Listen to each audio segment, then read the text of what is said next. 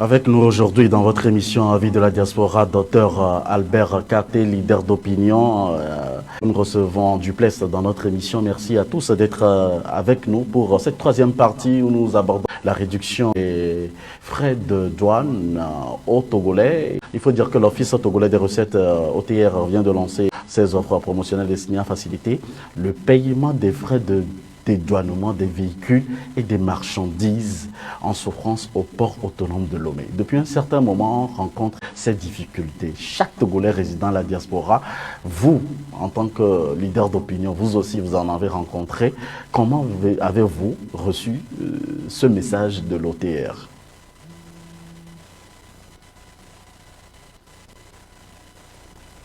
Vous savez, au niveau de la diaspora, le problème de frais de douane est un problème de longue date et beaucoup de compatriotes ont exprimé leur désir de voir ces frais descendre. Et il y a plusieurs connotations à cette demande. Il ne faut pas chercher de midi à 14 heures à comprendre.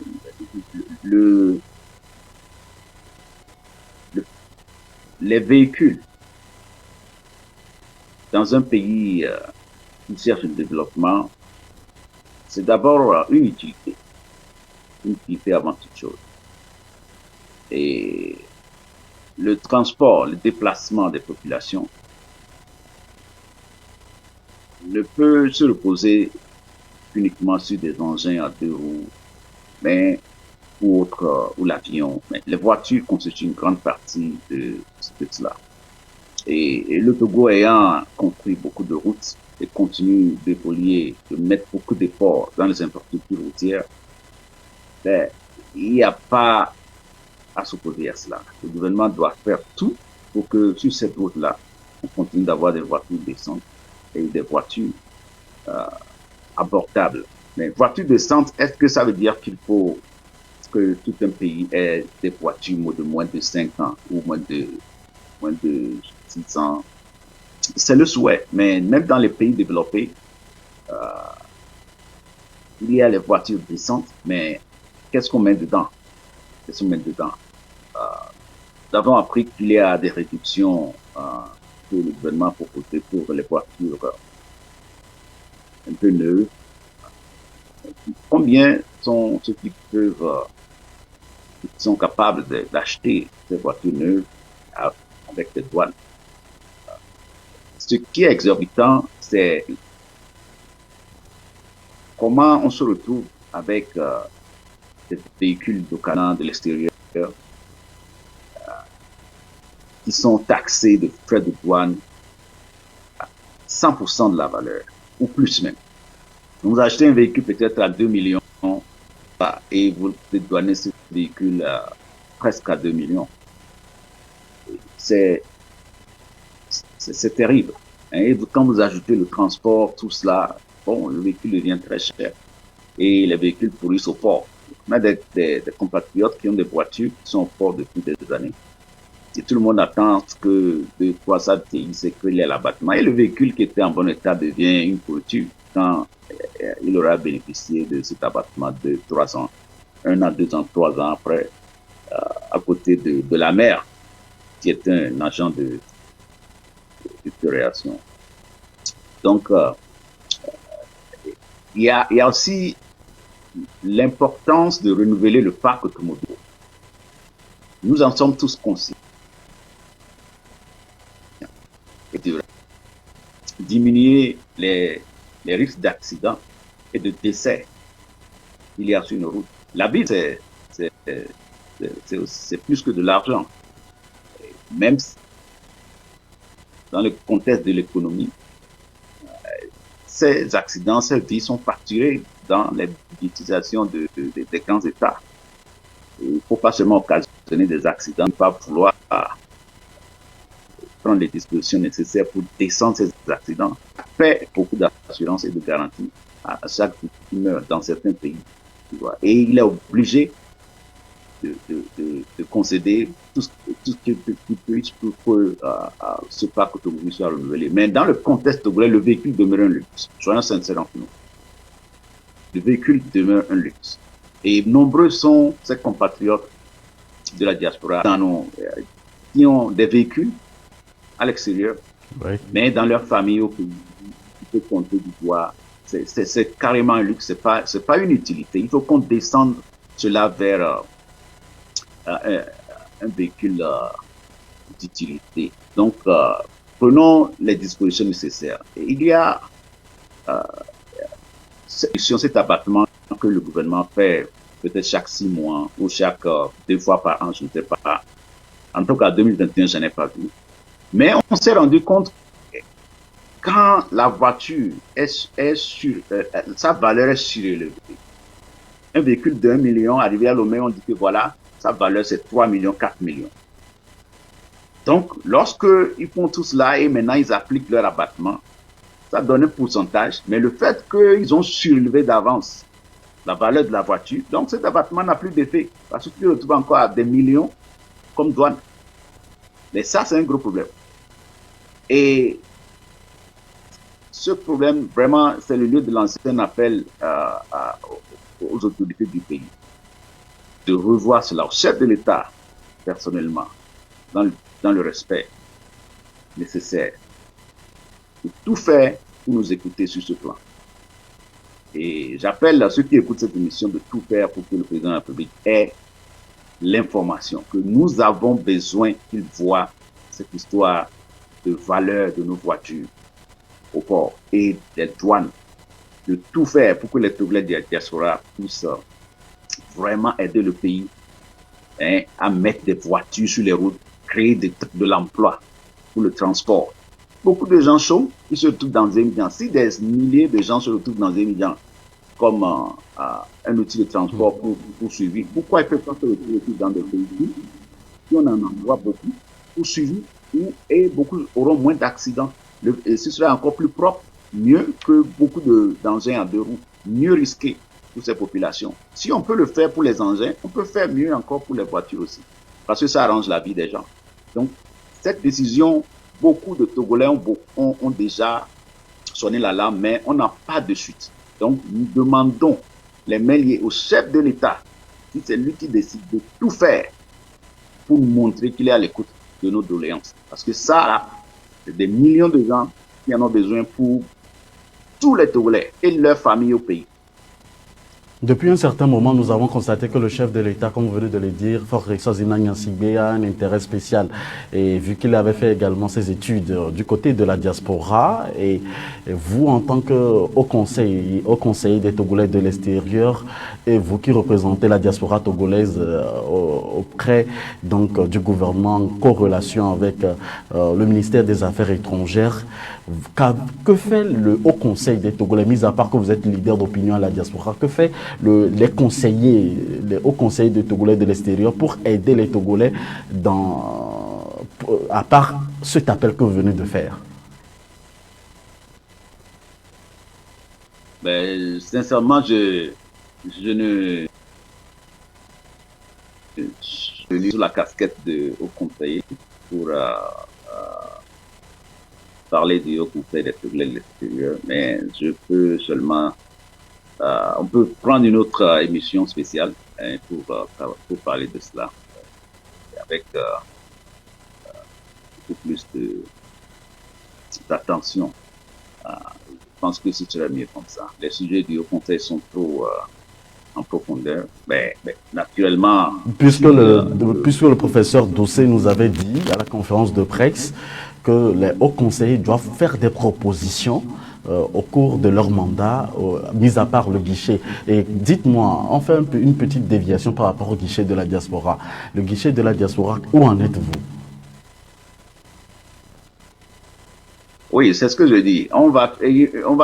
Je préfère qu'on ait une émission spéciale sur ce plan parce qu'il y a beaucoup plus de détails à donner sur cela, vu le temps qui nous reste. Donc, les sujets de son conseil sont un peu plus en profondeur. Nous revenons maintenant sur les frais de douane. aux Togolais. Ne pensez-vous pas que cela rend un peu les choses faciles si par exemple le gouvernement togolais prend en charge les 40% et réduit en fait les voitures qui viennent au port? Et quelles sont les mesures qui sont prises du côté du gouvernement pour aider la diaspora en ce sens? Bon, personnellement, je me dis qu'il y a beaucoup d'options. Je sais que le gouvernement doit survivre, doit essayer de faire ses recettes douanières pour pouvoir supporter le budget de l'État. Et figurez-vous qu'il y a plus de 60%, plus de 60% des recettes douanières du Togo qui viennent du port, de port autonome de Lomé, de sa section du port autonome de Lomé. Donc, c'est la demande que nous avons sur la table va certainement affecter cela. Mais nous disons que dans, euh, dans les calculs, nous pouvons gagner sur la quantité. Même s'ils arrivent à diminuer le taux, les frais de douane pour nous, cela peut stimuler l'économie puisque nous pouvons gagner sur la quantité en envoyant beaucoup plus de véhicules que ce qu'ils ont dans leurs prévisions et ils vont toujours avoir les mêmes recettes ou encore beaucoup plus de recettes. Si c'est ce que c'est, on doit travailler ensemble sur les meilleurs chiffres, les meilleures cotations qui peuvent aider à réussir cela. Et donc, le gouvernement perdre dans ses prévisions budgétaires. Donc, il faut d'abord qu'il y ait cette sonnette d'alarme et une décision de la part du chef de gouvernement pour aller dans ce sens-là. Et les propositions seront à son niveau. On en parle. Il y a plusieurs astuces pour satisfaire la population, puisque l'objectif du gouvernement est de subvenir aux besoins de nos populations et d'être à l'écoute de leurs doléances. Donc, ce que nous exprimons ici est sérieux et nous en avons besoin, mais pas vraiment les abattements qu'ils font là. Si ça aurait, les 16 abattements, si ça aurait changé le contexte du Togo en matière de parc automobile ou bien satisfaction des Togolais pour ce qui se fait, ça l'aurait déjà fait. Donc, on a vu la limite de cette histoire d'abattement et les conséquences de cette surévaluation de nos véhicules d'occasion. Donc, nous voulons quelque chose de nouveau et quelque chose d'extraordinaire, même s'il faut des exonérations douanières sur nos véhicules pour 1 an, uniquement togolais. Uniquement aux Togolais, pas aux étrangers, pour aider le Togo à renouveler son parc automobile pendant une période limitée donnée, considérable, ben, on va délivrer. Je pense que et le gouvernement et nos frères et sœurs à l'extérieur, tout le monde sera satisfait d'avoir la construction de ce pays. Et je pense que c'est quelque chose qui va nous unir. Parce que lorsque nous avons des intérêts communs, ensemble, économiquement, on peut aussi avoir d'autres intérêts et s'entendre sur d'autres sujets. Donc, c'est un point culminant, cette histoire, parce que ça va créer de l'emploi, ça va sauver des vies, ça va stimuler l'économie et, en fin de compte, soutenir le développement du pays. Monsieur Dr Kate, que nous recevons depuis Nebraska, nous saluons toute la communauté de Nebraska et nous sommes à la fin de cette émission. Dr Kate, dites-nous votre message à l'endroit en tant que leader d'opinion, président de la diaspora et surtout également au Conseil des Togolais de l'extérieur. Un message à l'endroit de toute la diaspora qui nous regarde sur AfroWeb TV. Ben, c'est aux compatriotes de la diaspora, je continue de dire de rester concernés par la cause de notre communauté, de la diaspora. On dit de nous que nous sommes une région. La question était dans l'article, est-ce que c'est du blanc? Ben, il y a la réponse à cela. Mais il faut que nous soyons nous existions pour que nous soyons concernés. Et j'exhorte chacun d'entre nous à continuer de faire sa part, mais surtout à participer à tout ce qu'il y a, à aussi essayer de faire éclore notre diaspora dans les organes du pays, dans les instances du pays, pas sous les bannières des partis politiques, pas caché sous des groupements, des mouvements politiques appartenant à d'autres partis politiques. Parce qu'en faisant tout cela, nous n'existons jamais. Nous sommes toujours des bénis ou bien des je ne sais pas, des subalternes et on n'existe nulle part. Vous avez vu la CNAP, on n'est pas là. On ne sera jamais là. Personne n'a besoin de nous. Vous voyez? Mais ça concerne le Togo.